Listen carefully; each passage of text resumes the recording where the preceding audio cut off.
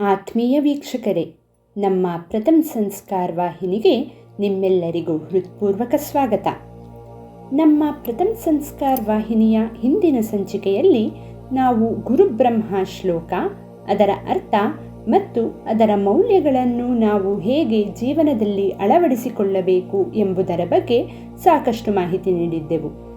ಜೊತೆಗೆ ನಮ್ಮ ಮುಂದಿನ ಕಥಾಹಂದರದಲ್ಲಿ ನಮ್ಮ ಸನಾತನ ಭಾರತದ ಗುರುಕುಲ ಪದ್ಧತಿಯಲ್ಲಿ ಗುರು ಶಿಷ್ಯರ ನಡುವಿನ ಸಂಬಂಧ ಹೇಗಿರುತ್ತಿತ್ತು ಎಂಬುದನ್ನು ವಿವರಿಸುವ ಒಂದು ಕಥೆಯನ್ನು ನಿಮ್ಮ ಮುಂದೆ ಪ್ರಸ್ತುತಪಡಿಸುವುದಾಗಿ ಹೇಳಿದ್ದೆವು. ಅದರಂತೆ ನಮ್ಮ ಇಂದಿನ ಕಥಾಹಂದರದಲ್ಲಿ ಮಹಾಭಾರತದಲ್ಲಿ ಬರುವ ದೌಮ್ಯ ಮುನಿಗಳು ಮತ್ತು ಅವರ ಶಿಷ್ಯ ಉಪಮನ್ಯುವಿನ ಕಥೆಯನ್ನು ನಿಮ್ಮ ಮುಂದೆ ಪ್ರಸ್ತುತಪಡಿಸಲಿದ್ದೇವೆ. ಪರೀಕ್ಷಿತ ರಾಜನ ಮಗ ಜನಮೇಜಯ ರಾಜ್ಯವಾಳುತ್ತಿದ್ದ ಕಾಲವದು. ಅವನ ರಾಜ್ಯದ ಉದ್ದಗಲಕ್ಕೂ 100 ಗುರುಕುಲಗಳಿದ್ದವು. ಆ ಗುರುಕುಲಗಳ ಕುಲಪತಿಗಳು ಸಹಸ್ರಾರು ಶಿಷ್ಯರಿಗೆ ವಿದ್ಯಾದಾನ ಮಾಡುತ್ತಿದ್ದರು. 8 ವರ್ಷ ತುಂಬಿದ ಕೂಡಲೇ ಮಕ್ಕಳನ್ನು ಗುರುಕುಲಕ್ಕೆ ಬಿಡುತ್ತಿದ್ದ ಪೋಷಕರು, ಮಗು, ಇನ್ನು ಮುಂದೆ ನಿನಗೆ ಗುರುಗಳೇ ತಂದೆ ತಾಯಿ, ಅವರನ್ನು ಗೌರವಿಸು, ಅವರ ಆಜ್ಞೆಯನ್ನು ನಿಷ್ಠೆಯಿಂದ ಪಾಲಿಸು, ಶ್ರದ್ಧೆಯಿಂದ ವಿದ್ಯಾಭ್ಯಾಸ ಮಾಡು, ಯಾರೊಂದಿಗೂ ಜಗಳವಾಡಬೇಡ ಎಂಬೆಲ್ಲ ಬುದ್ಧಿಮಾತುಗಳನ್ನು ಹೇಳಿ ಗುರುಕುಲಕ್ಕೆ ಕಳುಹಿಸುತ್ತಿದ್ದರು. ಹಾಗೆ ಗುರುಕುಲಕ್ಕೆ ಬರುವ ವಿದ್ಯಾರ್ಥಿಗಳು ಗುರುಗಳ ಸೇವೆ ಮಾಡುತ್ತಾ, ಆಶ್ರಮದ ಕೆಲಸ ಕಾರ್ಯಗಳನ್ನು ಮಾಡುತ್ತಾ, ಬದುಕಿನ ಪಾಠಗಳ ಜೊತೆಗೆ ವಿದ್ಯಾಭ್ಯಾಸವನ್ನು ಕಲಿಯುತ್ತಿದ್ದರು. ಪ್ರಸ್ತುತ ಕಥೆಯಲ್ಲಿ ಬರುವ ದೌಮ್ಯ ಮಹರ್ಷಿಗಳು ಬಹಳ ಪ್ರಸಿದ್ಧ ಕುಲಪತಿಗಳಾಗಿದ್ದರು. ಅವರ ಆಶ್ರಮದಲ್ಲಿ ಸಹಸ್ರಾರು ಬ್ರಹ್ಮಚಾರಿಗಳು ವಿದ್ಯಾಭ್ಯಾಸ ಮಾಡುತ್ತಿದ್ದರು. ಹಾಗೆ ಪ್ರತಿದಿನ 100 ವಿದ್ಯಾರ್ಥಿಗಳು ಅವರ ಬಳಿಯೇ ವಿದ್ಯೆ ಕಲಿಯಬೇಕೆಂಬ ಹಂಬಲದಿಂದ ಅವರ ಆಶ್ರಮಕ್ಕೆ ಬರುತ್ತಿದ್ದರು. ಆದರೆ ಗುರುಗಳಿಗೆ ಎಲ್ಲರ ಮೇಲೆ ಒಟ್ಟಿಗೆ ಗಮನಹರಿಸಲು ಸಾಧ್ಯವಾಗುತ್ತಿರಲಿಲ್ಲ. ಹಾಗಾಗಿ ಅವರು ಒಬ್ಬೊಬ್ಬರನ್ನು ಒಂದೊಂದು ದಿನ ಕರೆದು ಅವರ ಆಸಕ್ತಿ, ಅವರ ಮನೋಭಾವ ಹೇಗಿದೆ ಎಂಬುದನ್ನು ತಿಳಿದು ಅದರಂತೆ ಅವರಿಗೆ ವಿದ್ಯಾದಾನ ಮಾಡಿ ಕಳುಹಿಸುತ್ತಿದ್ದರು. ಈ ರೀತಿ ಗುರುಗಳ ಅನುಗ್ರಹಕ್ಕಾಗಿ ಕಾಯುತ್ತಾ ಆಶ್ರಮದಲ್ಲಿ ಅನೇಕ ವಿದ್ಯಾರ್ಥಿಗಳು ಅವರನ್ನು ಅನುಸರಿಸುತ್ತಾ ಅವರ ಸಣ್ಣ ಪುಟ್ಟ ಕೆಲಸಗಳನ್ನು ಮಾಡುತ್ತಾ ಕಾಲ ಕಳೆಯುತ್ತಿರುತ್ತಿದ್ದರು. ಅಂತಹ ವಿದ್ಯಾರ್ಥಿಗಳ ಪೈಕಿ ಉಪಮನ್ಯುವೂ ಒಬ್ಬನಾಗಿದ್ದ.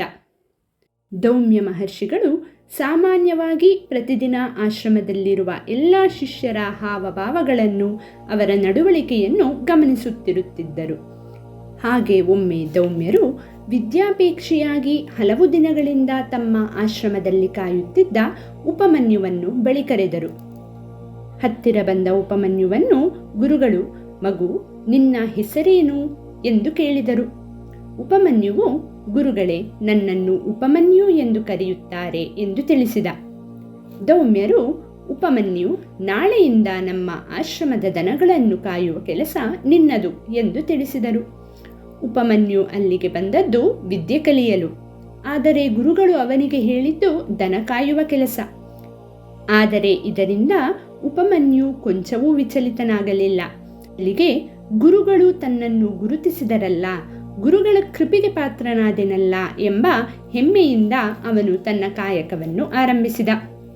ಮಾರನೆಯ ದಿನದಿಂದ ಉಪಮನ್ಯು ಆಶ್ರಮದ ದನಗಳನ್ನು ದೂರದ ಮೈದಾನ ಅಥವಾ ಕಾಡಿಗೆ ಕರೆದುಕೊಂಡು ಹೋಗಿ ಮೇಯಿಸಲಾರಂಭಿಸಿದ. ಹೀಗೆಯೇ 4 ದಿನಗಳು ಕಳೆದವು. ಆನಂತರ ದೌಮ್ಯರು ಉಪಮನ್ಯುವನ್ನು ಮತ್ತೆ ತಮ್ಮ ಬಳಿ ಕರೆದು, ಮಗು, ದನಗಳನ್ನು ಚೆನ್ನಾಗಿ ಮೇಯಿಸುತ್ತಿದ್ದೀಯಾ ಎಂದು ಕೇಳಿದರು. ಹೌದು ಗುರುದೇವ ಎಂದು ಉಪಮನ್ಯು ಉತ್ತರಿಸಿದ. ನಿನ್ನ ಆಹಾರಕ್ಕೆ ಏನು ಮಾಡುತ್ತಿರುವೆ? ಗುರುಗಳು ಪ್ರಶ್ನಿಸಿದರು. ಭಿಕ್ಷಾನ್ನ ಮಾಡುತ್ತಿದ್ದೇನೆ ಗುರುದೇವ ಎಂದ ಉಪಮನ್ಯು. ಇದನ್ನು ಕೇಳಿದ ಗುರುಗಳು, ಮಗು, ನಾಳೆಯಿಂದ ನಿನ್ನ ಭಿಕ್ಷಾನ್ನದ ಸಂಪಾದನೆಯನ್ನು ಆಶ್ರಮಕ್ಕೆ ತಂದೊಪ್ಪಿಸು ಎಂದು ಬಿಟ್ಟರು. ಹಾಗೆಯೇ ಆಗಲಿ ಗುರುದೇವ ಎಂದ ಉಪಮನ್ಯು. ಮಾರನೆಯ ದಿನದಿಂದ ಉಪಮನ್ಯು ಭಿಕ್ಷಾನ್ನದ ಆಹಾರವನ್ನು ಗುರುಗಳಿಗೆ ಒಪ್ಪಿಸುತ್ತಿದ್ದ. ಹೀಗೆ ಮತ್ತೊಂದೆರಡು ದಿನಗಳು ಕಳೆದವು. ಮತ್ತೆ ಗುರುಗಳು ಉಪಮನ್ಯುವನ್ನು ತಮ್ಮ ಬಳಿ ಕರೆದರು. ಉಪಮನ್ಯುವಿನ ಮುಖದಲ್ಲಿ ಯಾವುದೇ ಬಳಲಿದ ಅಥವಾ ಹಸಿದ ಲಕ್ಷಣಗಳು ಕಾಣಲಿಲ್ಲ. ಆಗ ಗುರುಗಳು, ಮಗು, ನಿನ್ನ ಆಹಾರಕ್ಕೇನು ಮಾಡುತ್ತಿರುವೆ ಎಂದು ಕೇಳಿದರು. ಮತ್ತೆ ಉಪಮನ್ಯು, ಗುರುಗಳೇ, ಮೊದಲನೆಯ ಬಾರಿ ಭಿಕ್ಷೆ ಎತ್ತಿದ್ದನ್ನು ಆಶ್ರಮಕ್ಕೆ ಒಪ್ಪಿಸಿ ನಂತರ ಮತ್ತೊಮ್ಮೆ ಭಿಕ್ಷಾನ್ನ ಬೇಡಿ ಅದನ್ನು ತಿನ್ನುತ್ತಿರುವೆ ಎಂದು ಹೇಳಿದ. ಈ ಮಾತು ಕೇಳಿದ ದೌಮ್ಯರು, ಮಗು, ನೀನು ತಪ್ಪು ಮಾಡುತ್ತಿರುವೆ. ಇದರಿಂದ ನೀನು ಇನ್ನೊಬ್ಬ ಬ್ರಹ್ಮಚಾರಿಯ ಅನ್ನವನ್ನು ಕಸಿದುಕೊಂಡಂತಾಗುತ್ತದೆಯಲ್ಲವೇ ಎಂದು ಕೇಳಿದರು. ಆಗ ಉಪಮನ್ಯು, ಆಯಿತು ಗುರುದೇವ ಎಂದು ಸುಮ್ಮನಾದ. ಮತ್ತೆ 3-4 ದಿನಗಳು ಹಾಗೆ ಕಳೆದವು. ಮತ್ತೊಮ್ಮೆ ದೌಮ್ಯರು ಉಪಮನ್ಯುವನ್ನು ತಮ್ಮ ಬಳಿ ಕರೆದು ಮತ್ತೆ ಗುರುಗಳು ಅದೇ ಪ್ರಶ್ನೆ ಕೇಳಿದರು. ಮಗು, ಈಗ ನಿನ್ನ ಆಹಾರಕ್ಕೇನು ಮಾಡುತ್ತಿರುವೆ? ಉಪಮನ್ಯು ಉತ್ತರಿಸಿದ, ಹಸುವಿನ ಹಾಲನ್ನು ಕುಡಿಯುತ್ತಿರುವೆ ಗುರುದೇವ. ಉಪಮನ್ಯುವಿನ ಮಾತನ್ನು ಕೇಳಿದ ಗುರುಗಳು, ಮಗು, ಇದು ತಪ್ಪು. ಆಶ್ರಮದ ಪಾಲಿನ ಹಾಲನ್ನು ನೀನೇ ತೆಗೆದುಕೊಳ್ಳುತ್ತಿರುವೆಯಲ್ಲ, ಹಾಗೆ ಮಾಡಬಾರದಲ್ಲವೇ ಎಂದರು.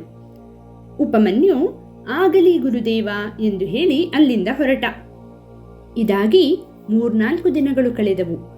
ಮತ್ತೆ ದೌಮ್ಯರು ತನ್ನ ಶಿಷ್ಯನನ್ನು ಬಳಿ ಕರೆದು, ಮಗು, ಆಹಾರಕ್ಕಾಗಿ ಏನು ಮಾಡುತ್ತಿರುವೆ ಎಂದು ಕೇಳಿದರು. ಆಗ ಉಪಮನ್ಯು, ಗುರುಗಳೇ, ಕರುಗಳು ಹಾಲು ಕುಡಿದಾಗ ಅದರ ಬಾಯಿಂದ ಸುತ್ತಲೂ ನೊರೆ ಬರುತ್ತದಲ್ಲ, ಅದನ್ನೇ ತಿಂದು ಜೀವಿಸುತ್ತಿರುವೆ ಎಂದ. ಶಿಷ್ಯನ ಕಪಟವಿಲ್ಲದ ನೇರವಾದ ಉತ್ತರವನ್ನು ಕೇಳಿ ಗುರುಗಳಿಗೆ ಸಂತೋಷವಾಯಿತು. ಆದರೂ ಅವರು ಅದನ್ನು ತೋರ್ಪಡಿಸದೆ, ಮಗು, ಕರುಗಳು ನಿನ್ನ ಮೇಲಿನ ಕರುಣೆಯಿಂದ ತಾವು ಕುಡಿದ ಹಾಲನ್ನೆಲ್ಲ ನೊರೆಯ ರೂಪದಲ್ಲಿ ನಿನಗೆ ಕೊಟ್ಟು ಬಿಡುತ್ತವೆ. ಇದರಿಂದ ನೀನು ಕರುವಿನ ಹಾಲನ್ನು ಕುಡಿದಂತಾಗುತ್ತದೆಯಲ್ಲವೇ? ನಾಳೆಯಿಂದ ಹಾಗೆ ಮಾಡಬೇಡ ಮಗು ಎಂದರು. ಉಪಮನ್ಯು, ಹಾಗೇ ಆಗಲಿ ಗುರುದೇವ ಎಂದು ಹೇಳಿ ಅಲ್ಲಿಂದ ಹೊರಟ. ಇದಾಗಿ 4-5 ದಿನಗಳು ಕಳೆದವು. ಎಂದಿನಂತೆ ಉಪಮನ್ಯು ದನಗಳನ್ನು ಮೇಯಿಸುತ್ತಾ ಕಾಡಿಗೆ ಹೊರಟ. ಮಧ್ಯಾಹ್ನದ ಸಮಯದಲ್ಲಿ ಸುಡಿ ಬಿಸಿಲಿನಿಂದ ಅವನಿಗೆ ಆಯಾಸವಾದಂತಾಗಲು ಪ್ರಾರಂಭಿಸಿತು. ಕಳೆದ 3-4 ದಿನಗಳಿಂದ ಅವನು ಏನೂ ಆಹಾರವನ್ನು ತೆಗೆದುಕೊಂಡಿರಲಿಲ್ಲ. ತಾನು ತಿನ್ನುತ್ತಿದ್ದ ಆಹಾರವನ್ನೆಲ್ಲ ಗುರುಗಳು ಒಂದೊಂದಾಗಿ ನಿಷೇಧಿಸಿ ಬಿಟ್ಟಿದ್ದರು. ಒಳಗೆ ಹಸಿವಿನ ತಾಪ, ಹೊರಗೆ ಸುಡುವ ಬಿಸಿಲು. ಉಪಮನ್ಯು ಬಹಳ ಕಷ್ಟಪಟ್ಟು ತನ್ನ ಕೆಲಸವನ್ನು ನಿರ್ವಂಚನೆಯಿಂದ ಮಾಡಲು ಪ್ರಯತ್ನಿಸುತ್ತಿದ್ದ. ಆದರೆ ಹೊತ್ತು ಕಳೆದಂತೆ ಅವನ ಹಸಿವು ಹೆಚ್ಚಾಗಿ ದೂರ ದೂರ ಚದುರುತ್ತಿದ್ದ ದನಗಳನ್ನು ಹತೋಟಿಗೆ ತರುವುದು ಬಹಳ ಕಷ್ಟವಾಯಿತು. ಹಾಗೆಯೇ ಮುಂದೆ ಮುಂದೆ ಹೋಗುತ್ತಿದ್ದಾಗ ದಾರಿಯಲ್ಲಿ ಎಕ್ಕದ ಗಿಡವೊಂದು ಕಾಣಿಸಿತು. ಹಸಿವಿನ ಬಾಧೆಯನ್ನು ತಾಳಲಾರದ ಉಪಮನ್ಯು ಆ ಎಕ್ಕದ ಎಲೆಗಳನ್ನೇ ಕಿತ್ತು ಗಬಗಬನೆ ತಿಂದುಬಿಟ್ಟ. ಎಕ್ಕದ ಎಲೆಗಳಲ್ಲಿ ನಂಜು ತುಂಬಿರುತ್ತದೆ. ಆ ಕಾರಣದಿಂದಾಗಿ ಉಪಮನ್ಯುವಿನ 2 ಕಣ್ಣುಗಳು ಕಾಣದಂತಾಯಿತು. ಇದ್ದಕ್ಕಿದ್ದಂತೆ ಕಾರ್ಗತ್ತಲು ಕವಿದಂತಾಗಿ ಕಣ್ಣು ಕಾಣದಾಯಿತು. ಉಪಮನ್ಯು ಭೀತನಾಗಿ ಗುರುದೇವ ಗುರುದೇವ ಎಂದು ರೋಧಿಸುತ್ತಾ ಸಿಕ್ಕೆಡೆ ಓಡಲಾರಂಭಿಸಿದ. ಹಾಗೆಯೇ ಹೋಗುತ್ತಾ ನೀರಿಲ್ಲದ ಬಾವಿಯೊಂದರಲ್ಲಿ ಬಿದ್ದುಬಿಟ್ಟ. ಆ ಬಾವಿಯಲ್ಲೇ ನಿಂತು ಗುರುದೇವ ಗುರುದೇವ ಎಂದು ಧ್ಯಾನಿಸತೊಡಗಿದ. ಇತ್ತ ಸಂಜೆಯಾಯಿತು. ದನಗಳನ್ನು ಮೇಯಿಸಲು ಹೋದ ಉಪಮನ್ಯು ಇನ್ನೂ ಆಶ್ರಮಕ್ಕೆ ಬಂದಿರಲಿಲ್ಲ. ಸ್ವಲ್ಪ ಸಮಯದ ನಂತರ ದನಗಳೆಲ್ಲ ಒಂದೊಂದಾಗಿ ಆಶ್ರಮಕ್ಕೆ ಹಿಂದಿರುಗಲು ಪ್ರಾರಂಭಿಸಿದವು. ಆದರೆ ಅವುಗಳೊಟ್ಟಿಗೆ ಹೋಗಿದ್ದ ಉಪಮನ್ಯು ಮಾತ್ರ ಕಾಣಲಿಲ್ಲ. ದೌಮ್ಯರಿಗೆ ಚಿಂತೆಯಾಯಿತು. ಉಪಮನ್ಯು ಏಕೆ ಬರಲಿಲ್ಲ ಎಂದು ಗಾಬರಿಗೊಂಡು ಕೂಡಲೇ ಆಶ್ರಮದಿಂದ ಕಾಡಿನ ಕಡೆ ಹೊರಟರು. ಉಪಮನ್ಯುವನ್ನು ಹುಡುಕುತ್ತಾ ಕಾಡಿನಲ್ಲಿ ಸಾಗುತ್ತಿದ್ದ ಗುರುಗಳಿಗೆ ಆಳವಾದ ಬಾವಿಯೊಂದರಲ್ಲಿ ಗುರುದೇವ ಗುರುದೇವ ಎಂಬ ಸದ್ದು ಕೇಳಿಸಿತು. ತಕ್ಷಣ ದೌಮ್ಯರು ಆ ದಿಕ್ಕಿನೆಡೆ ನಡೆದರು. ಬಾವಿಯ ಬಳಿ ಬಂದು ನೋಡಿದಾಗ ಉಪಮನ್ಯು ಆ ಬಾವಿಯೊಳಗೆ ಬಿದ್ದಿದ್ದ. ಗುರುಗಳು, ಮಗು ಉಪಮನ್ಯು, ಇಲ್ಲೇಕೆ ಬಿದ್ದೆಯಪ್ಪ, ಏನಾಯಿತು ಎಂದು ಕೇಳಿದರು. ಉಪಮನ್ಯು ನಡೆದ ಸಂಗತಿಯನ್ನು ವಿವರಿಸಿದ. ತಮ್ಮ ಆಜ್ಞೆಯನ್ನು ಕಟ್ಟುನಿಟ್ಟಾಗಿ ಪಾಲಿಸಿದ ಉಪಮನ್ಯುವನ್ನು ಗುರುಗಳು ಮೆಚ್ಚಿಕೊಂಡರು. ಅವರು, ಮಗು ಹೆದರಬೇಡ, ಹಾಗೆಯೇ ಇರು ಎಂದು ಹೇಳಿ ಸಮೀಪದಲ್ಲೇ ಹರಿಯುತ್ತಿದ್ದ ನದಿಗೆ ಹೋಗಿ ಕೈಕಾಲು ತೊಳೆದು ಆಚಮನ ಮಾಡಿದರು. ಆನಂತರ ದೇವತೆಗಳ ವೈದ್ಯರಾದ ಅಶ್ವಿನಿ ದೇವತೆಗಳನ್ನು ಕುರಿತು ಧ್ಯಾನ ಮಾಡತೊಡಗಿದರು. ಮತ್ತೆ ಅವರು ಉಪಮನ್ಯುವಿದ್ದ ಬಾವಿಗೆ ಹಿಂದಿರುಗಿ ಅವನಿಗೆ ಅಶ್ವಿನಿ ದೇವರ ಮಂತ್ರಗಳನ್ನು ಉಪದೇಶಿಸಿದರು. ಉಪಮನ್ಯುವು ಬಾವಿಯೊಳಗಿಂದಲೇ ಕೈಜೋಡಿಸಿಕೊಂಡು ಅಶ್ವಿನಿ ದೇವತೆಗಳ ಮಂತ್ರವನ್ನು ನಿಷ್ಠೆಯಿಂದ ಪಠಿಸಿದ. ಉಪಮನ್ಯುವಿನ ಗುರುಭಕ್ತಿ ಮತ್ತು ದೈವಭಕ್ತಿಯನ್ನು ಕಂಡ ಅಶ್ವಿನಿ ದೇವತೆಗಳು ಪ್ರೀತರಾದರು. ಅವರು ಪ್ರತ್ಯಕ್ಷರಾಗಿ ಉಪಮನ್ಯುವಿನ ಕೈ ಹಿಡಿದು, ಮಗು, ಈ ಭಕ್ಷ್ಯವನ್ನು ತಿನ್ನು ಎಂದು ಹೇಳಿ ಅವನ ಕೈಗೆ ಪ್ರಸಾದವನ್ನಿತ್ತರು. ಆದರೆ ಉಪಮನ್ಯು, ಅಶ್ವಿನಿ ದೇವತೆಗಳೇ, ದಯವಿಟ್ಟು ನನ್ನನ್ನು ಕ್ಷಮಿಸಿ, ನನ್ನ ಗುರುಗಳ ಆಜ್ಞೆಯಿಲ್ಲದೆ ನಾನು ಏನೂ ತಿನ್ನಲಾರೆ ಎಂದು ಬಿಟ್ಟ. ಉಪಮನ್ಯುವಿನ ಗುರುಭಕ್ತಿಯನ್ನು ಕಂಡ ದೌಮ್ಯರ ಕಣ್ಣು ತುಂಬಿ ಬಂತು. ಕೂಡಲೇ ದೌಮ್ಯರು ತನ್ನ ಶಿಷ್ಯನನ್ನು ಕುರಿತು, ಮಗು, ನನ್ನ ಒಪ್ಪಿಗೆ ಇದೆ, ನೀನು ಈ ಪ್ರಸಾದವನ್ನು ಸ್ವೀಕರಿಸು ಎಂದರು. ಗುರುಗಳ ಮಾತು ಕೇಳಿದ ಉಪಮನ್ಯು ಅವರಿಗೆ ವಂದಿಸಿ ಪ್ರಸಾದವನ್ನು ಸ್ವೀಕರಿಸಿದ. ಕೂಡಲೇ ಅವನ 2 ಕಣ್ಣುಗಳು ಮೊದಲಿನಂತಾದವು. ಅವನು ಅಶ್ವಿನಿ ದೇವತೆಗಳಿಗೆ ನಮಸ್ಕರಿಸಲು ಅವರು ಅವನನ್ನು ಬಾವಿಯಿಂದ ಹೊರಗೆ ತಂದುಬಿಟ್ಟರು. ಶಿಷ್ಯನ ನಿಷ್ಠೆ ಮತ್ತು ಗುರುಭಕ್ತಿಯನ್ನು ಮೆಚ್ಚಿಕೊಂಡ ದೌಮ್ಯರು ಅವನಿಗೆ ಸಂಪೂರ್ಣ ಸಿದ್ಧಿಯನ್ನು ಅನುಗ್ರಹಿಸಿದರು. ಗುರುಗಳ ಅನುಗ್ರಹದಿಂದ ಸಕಲ ವಿದ್ಯಾಪಾರಂಗತನಾದ ಉಪಮನ್ಯು ತನ್ನ ವಿದ್ಯಾಭ್ಯಾಸವನ್ನು ಮುಗಿಸಿ ಸ್ವಗ್ರಾಮಕ್ಕೆ ಹಿಂದಿರುಗಿದ. ವೀಕ್ಷಕರೇ, ಇದು ಕೇವಲ ಒಬ್ಬ ದೌಮ್ಯರು ಅಥವಾ ಒಬ್ಬ ಉಪಮನ್ಯುವಿನ ಕಥೆಯಲ್ಲ.